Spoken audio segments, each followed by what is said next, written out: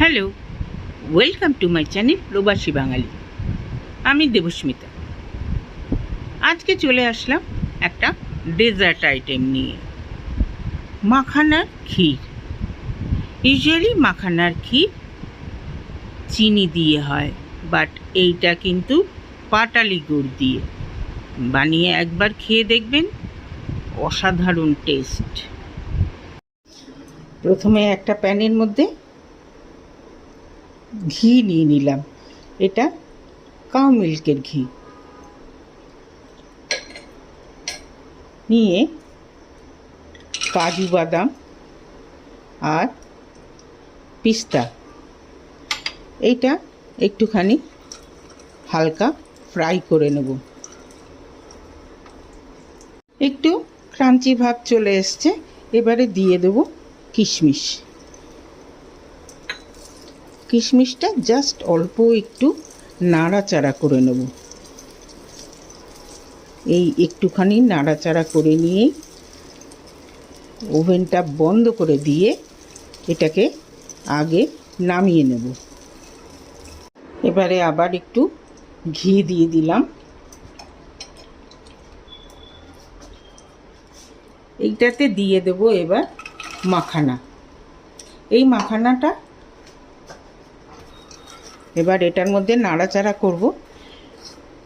এটার মধ্যে যে নামনেসটা রয়েছে সেইটা চলে যাবে আর কি, একটু কড়কড় করে নেব। মাখানাটা খুব ভালো করে রোস্ট করা হয়ে গেছে। এবার মাখানাটাকে ঠান্ডা করে নিয়ে অর্ধেকটা মাখানা আমি গুঁড়ো করে নেব, অর্ধেকটা কিন্তু এরকমই রাখবো। এবারে ওই প্যানটার মধ্যে 1.5 লিটার দুধ বসিয়ে দিলাম। দুধটা ভালো করে ফুটিয়ে নেব। দুধটা খুব ভালো মতো ফুটে গেছে। এবারে এটার মধ্যে দেব পাটালি গুড়। মিষ্টিটা যার যার নিজের মতো। গুড়টাকে এবার নাড়াচাড়া করতে করতে মিশিয়ে নেব। যদি গুড় কেউ না দিতে চায় তাহলে এই সময় 6-7টা স্যাফরনের স্ট্যান্ড মিশিয়ে দিলে একটা আলাদা ফ্লেভার আসে। আর মিষ্টির জন্যে একটা মিল্ক মেডের কৌটো পুরোটা যদি মিশিয়ে দেয় তাহলে কিন্তু মিষ্টিটাও হয়ে যাবে। তো আমি যেহেতু পাটালি গুড়ের নিজস্ব একটা গন্ধ আছে, সেই জন্যে আমি স্যাফরনও এটার মধ্যে দেব না, আর গুড় দিচ্ছি, সুতরাং আর মিল্ক মেডেরও দরকার নেই। এইটা মিশিয়ে নেব। পুরো গুড়টা মিশে গেছে। এবারে এই যে মাখানা আমি গুঁড়ো করে এনেছিলাম সেইটা আস্তে আস্তে মিশিয়ে দেব। একসাথে পুরোটা কিন্তু ঢাললে লাম্প বেঁধে যেতে পারে, সেই জন্যে অল্প অল্প করে দিয়ে আস্তে আস্তে মিশিয়ে দেব।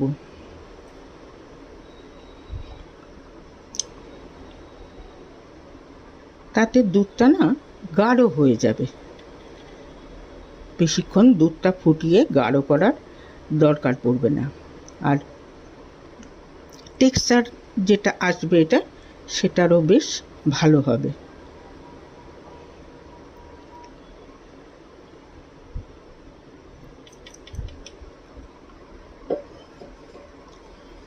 এটাকে নিয়ে এবার ফুটিয়ে নিতে হবে আরেকটু। প্রায় 10 মিনিটের মতো এটা ফুটিয়ে নিয়েছি। এবারে দিয়ে দেবো এই রোস্ট করা বাকি মাখানাগুলো। এটা দিয়েও এবারে ফুটিয়ে নেব। এটাও মিনিট 10-এর মতো ফুটাবো। প্রায় মিনিট 10 ফুটে গেছে। দুধের পরিমাণটাও কিন্তু কমে এসছে। এবারে এই ভাজা এগুলো দিয়ে দেব। দিয়ে মিনিট 5 এটা ফোটাবো, বেশি ফোটাবো না।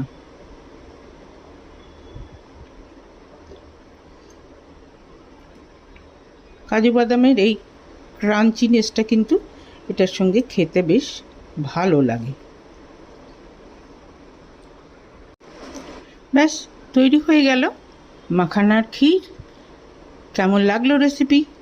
যদি ভালো লেগে থাকে তাহলে অবশ্যই কমেন্ট বক্সে জানাবেন, লাইক করবেন, শেয়ার করবেন ফ্রেন্ডস অ্যান্ড ফ্যামিলিদের সঙ্গে, সাথে আমার চ্যানেলটিকে সাবস্ক্রাইব করতে ভুলবেন না। আজকে তাহলে চলি, নেক্সট দিন আরেকটা এরকম মজাদার রেসিপি নিয়ে চলে আসব। সবাই ভালো থাকবেন, সুস্থ থাকবেন। ওকে দেন, বাই।